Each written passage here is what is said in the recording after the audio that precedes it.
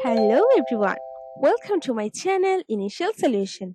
Today I'm going to show you how to get transcript of a YouTube video. So if you ever needed transcript for uploading in the YouTube and you can't find it, so today I'll help you to find it.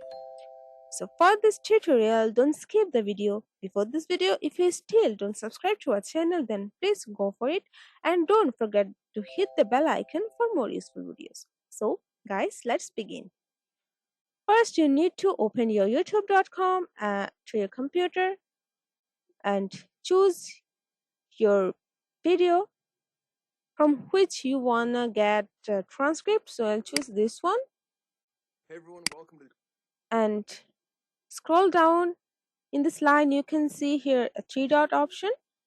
So to click on it, and you can see here is an option as search transcript. So tap on it, and you can see uh, all transcript are here. So you can copy it and upload on your video. So guys, this is how you can get transcript of a YouTube video. Hope this video helped you guys. If it did, then please like, comment and share. Subscribe to our channel and don't forget to click on the bell icon for more videos. Thank you.